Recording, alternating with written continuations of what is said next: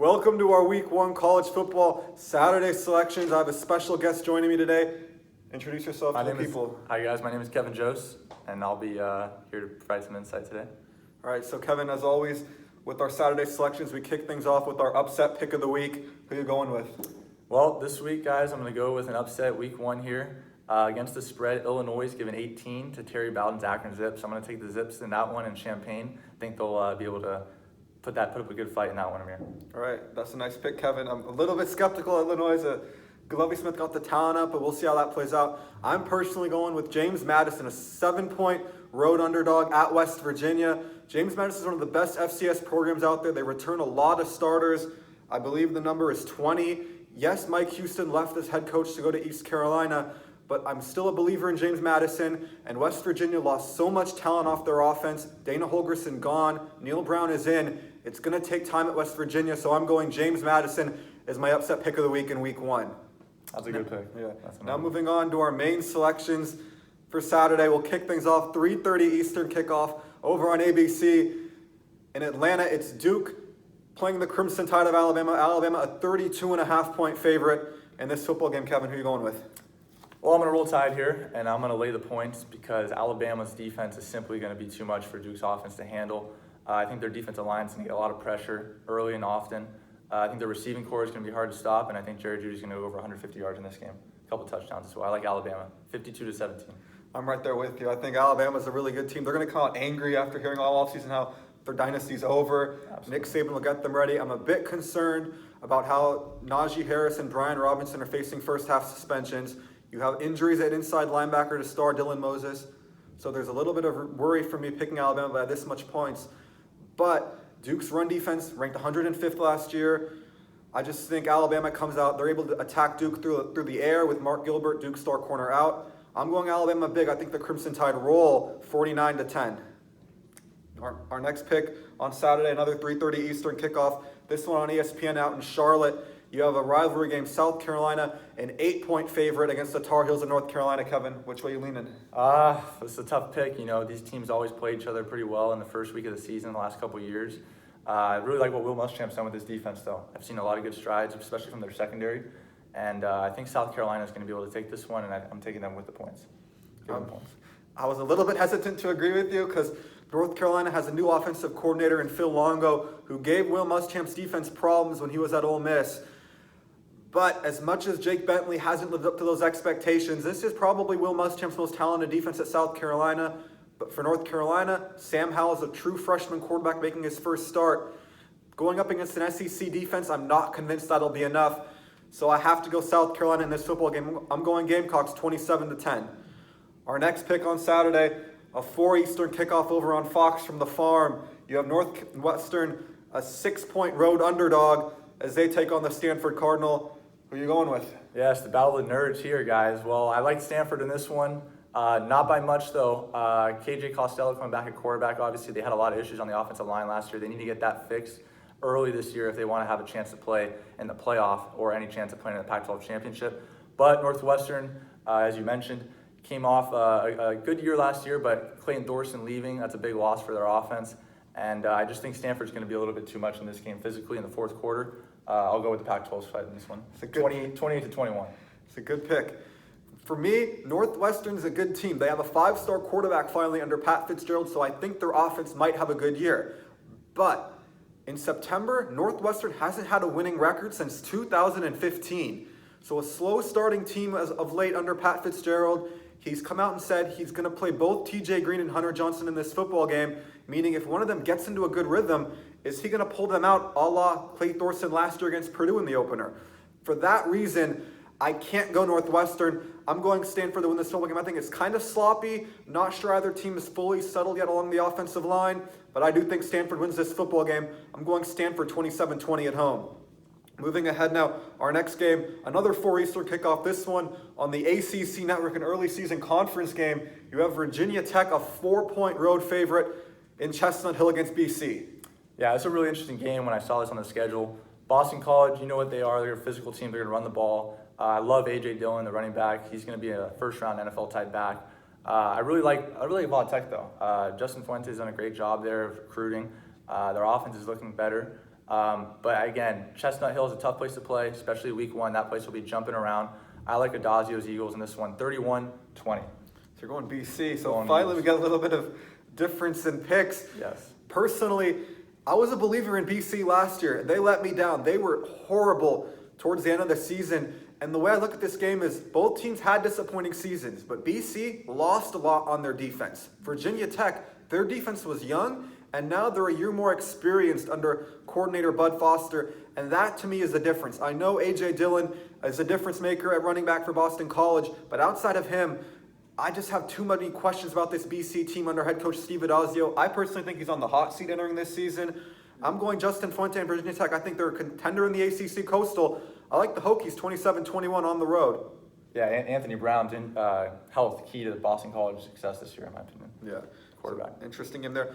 A game that changed kickoff times. You know, have Boise State and Florida State playing in Tallahassee. A noon Eastern kickoff. It's been moved to ESPN News. It was, again, originally a neutral site game in Jacksonville. The Seminoles, a 5-point favorite against Boise State. Wow, this is an interesting game, to say the least. Boise State coming into this game, obviously with a new quarterback that we're not used to seeing at Boise State. Brett Rippon has moved on, so now it's going to be a new quarterback for Brian Harson's Broncos. This is an interesting challenge for Boise State, but I think that they'll come up short, even though Florida State's struggled in the last couple of years with Willie Taggart under the helm now. But I like the Seminoles in this one. I think it's still kind of somewhat of a home game down in the South for them, and I'm going to take Florida State. Not by much, so 35-24. So they still cover, though. Still cover. For me, I kind of want to pick Boise State because their defense is loaded. They got a lot coming back. We all know how many problems Florida State's had over their offensive line in the recent seasons. Also for Boise State, they get 5 offensive linemen back. That's always a good thing to have early in the season. You're going to have continuity there. But I really, really like the hire of Kendall Briles as offensive coordinator for Florida State. I think Randy Clements, the new offensive line coach, going to help get that unit together a little bit. And for Boise State, a true freshman quarterback going on the road now in Tallahassee. I had a little bit less reservations about him when the game was in Jacksonville, even though it's still relatively a home game for Florida State. But in Tallahassee at Doak Campbell, a true freshman quarterback. Boise State has the play across both lines to win this football game. But right now, I'm leaning Florida State. I think the Seminoles win this game 31-28, a close football game. I got the Noles by a field goal. Our next game up, an interesting game in the SEC, an SEC East battle on the SEC Network. 7:30 Eastern kickoff. Georgia is a 22-point favorite in Nashville against the Commodores of Vanderbilt. Georgia comes into this one, high expectations this year, obviously, losing to Alabama twice in the last 2 years in the SEC championship game. This is a huge year for Jake Fromm. This is really where he's got to take that next step, I think, as a leader. And I think this game is going to be a big test to him, not only because I think Vanderbilt does do some things defensively that will challenge you, and I think they have played against Georgia in the last couple of years. So I still like Georgia in this one. I still think DeAndre Swift's a Heisman front runner, and I think he's going to have a great game in this one. I like Georgia in this one big, 38-14. I think their defense shows out. I'm on the other side of this. I think Georgia comes out and they're going to win this football game, I believe. But don't sleep on Vanderbilt's offense. I know there's questions at quarterback. Is it going to be Ball State grad transfer Riley Neal? But they have talent around him. You got Keyshawn Vaughn at running back, Kalijah Lipscomb at receiver, Jared Pinkney at tight end. Those are 3 NFL guys who decided to return for their senior season that give Vanderbilt some leeway in terms of figuring out their quarterback early in the year. I'm not sure how much does Georgia come out with in this football game. Are they going to try to really blow Vanderbilt out in the first half and second half, or are they going to try to get some young guys some reps and get more experience? Because, of course, their season is going to be decided on what they do late in November and December. So for me, I like Vanderbilt to hang around a little bit. Georgia pulls away late, but I'm going Georgia only by 17. Bulldogs win 34-17 in a primetime battle in the SEC. Our next game up, an ACC primetime battle on the ACC Network, 7:30 p.m. Eastern kickoff. Virginia only a 2.5-point favorite in Heinz Field against the Pitt Panthers. Wow, this is going to be another interesting game. Virginia's got a lot of good receivers, I think, on this squad. They got a lot of depth at receiver. Bronco Mendenhall has done a tremendous job recruiting there, I think.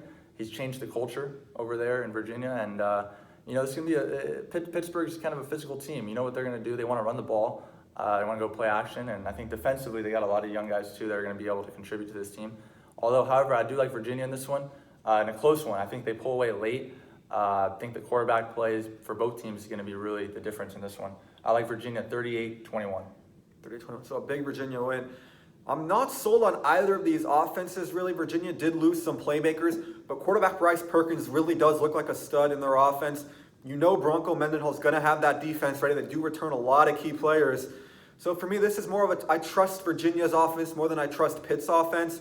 So I think it's going to be a low-scoring. Both teams are solid defensively. Low-scoring football game. I like Virginia on the road 2013, and don't sleep on Virginia in the ACC Coastal. With quarterback Bryce Perkins, they're going to have a chance to go pretty far this fall. Our next game up, Pac-12 after dark, 10:30 p.m. Eastern kickoff. Fresno State travels to Los Angeles to take on the Trojans. The Bulldogs, a 13.5-point road underdog on ESPN.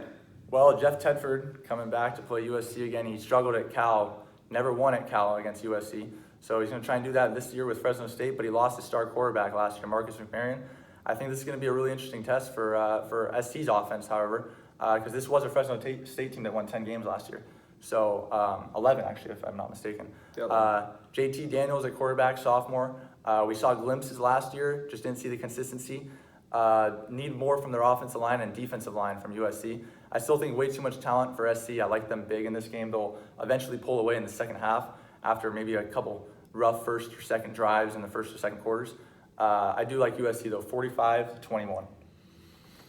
For Fresno State, a lot of people have said this is a tricky opener for USC. But Fresno State lost their star quarterback, as Kevin said, 4 starting offensive linemen, and 3 starting receivers. So it's going to be so much inexperience offensively for Fresno State. And USC, while they've been beleaguered across both lines of scrimmage in recent years, their defensive line is pretty deep entering this fall. Perhaps they can take a step forward and grow. Of course, you got JT Daniels as a sophomore. He seems like a perfect fit for new coordinator Graham Harrell's offense.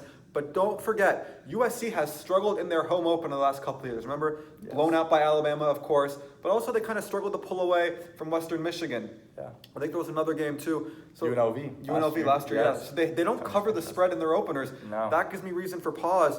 So I'm going USC to win this football game, but it's closer than the experts predict. Trojans win this 31-27. Wow, I like that because USC under Clay Helland is not typically good against the spread. Just FYI. And now to our game of the week, a primetime showdown in Arlington, Texas on ABC. You have the Oregon Ducks and their star quarterback Justin Herbert announced he'd return for his senior season. And ever since that moment, you've had Oregon fans dreaming of possible roses. But against Auburn, you have an elite defensive front. You have Gus Malzahn returning as a play caller. It's going to be a battle of strength on strength. Oregon's offensive line, Auburn's defensive line. In the game of the week, who are you taking? Well, this is the big one this week, guys, and this is going to be a great game. Hope all you guys can tune into this one. Obviously, a rematch of the 2010 national championship season here, Oregon and Auburn. This is a really, really tough pick for me because I like Oregon a lot. I like Justin Herbert. I like what their offense brings, and of course all the different weapons they have to offer.